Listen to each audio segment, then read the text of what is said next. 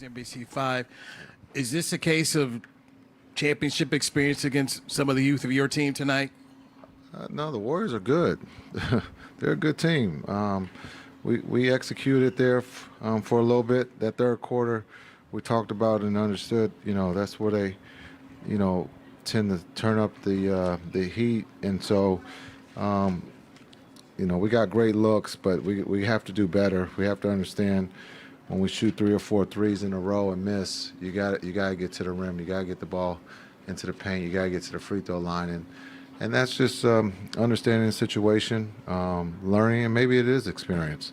But again, the guys came out and executed from the start and put ourselves in a position to win on the road.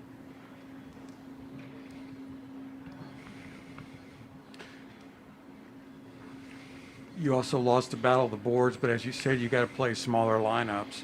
But Looney had a pretty big game against you guys. What can you do to try to, lessen his impact as the series goes on? Yeah, you got to put a body on him. You got to box him out.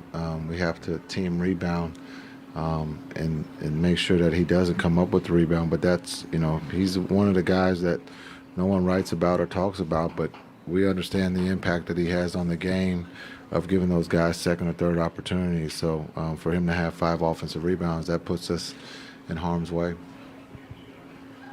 Why do you think the dam broke for you guys defensively in the fourth quarter? Offense. We play defense when we play offense, and we play no defense when we can't score. And that's something that we have to get better at this time of the year. You can get away with it in the regular season, but just understanding the defensive principles, we just have to do better. Jason, where on some of the dunks they were able to get, guys like Kevon Looney, some of those breakdowns, where was the breakdown in the chain of the rotation there? Like, where were you seeing the defense come apart? Well, I think it just, they made plays, and we just have to do better. They attack the paint. We got to protect the rim. And when we go back to look at that's one of the things that we have to do better. When we looked after game one, we did a lot better with the physicality of the game, being able to make shots there in that first half. We made shots, again, putting ourselves in a position, and then we got those same shots in the third. But when you go 2 for 13 and you rely on the three, you can die by the three, and we died in the third quarter by shooting that many threes and coming up with only 2.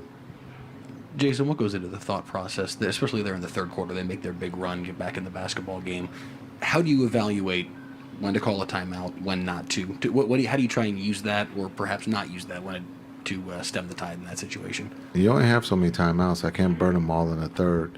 And so just understanding, we've gone through runs. This is a team about runs, and also this is a great learning experience for a young team to go through to understand what it means to stop a run. Can't ask the coach to always call a timeout, and we believe in one another to be able to execute on the offensive end and get a stop or get a basket and get a stop. And so we took timeouts, but just, sometimes you got to put the ball in the basket to stop a run. Jason, you guys over right here. Where are you at, Tim? Right here. There.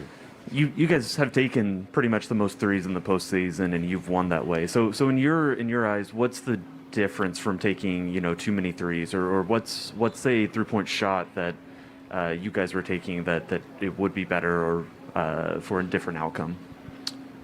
Well, if you make them, that's great, but you just have to understand, if you miss 4 in a row, you can't take the 5th.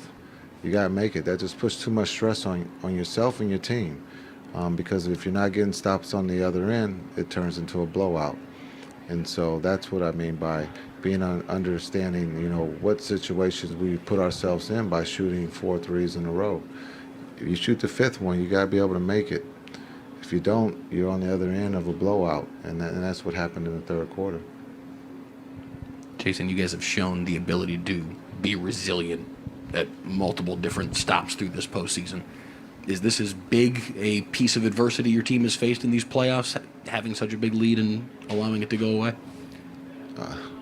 It's basketball. We're on the road against one of the best teams in the league. It happens.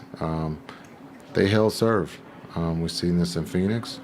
So now we have to go back and just focus on Game 3 and get ready for Game 3, understanding what's at stake. We just have to protect home and focus on that first possession.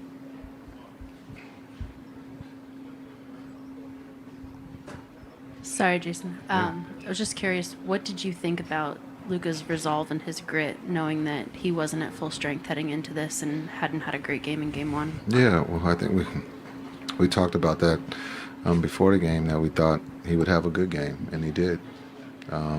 That's just who he is. He put his team in a position to win on the road, not just by having 42 points, but only had 2 turnovers. He took care of the ball tonight. He was a great quarterback.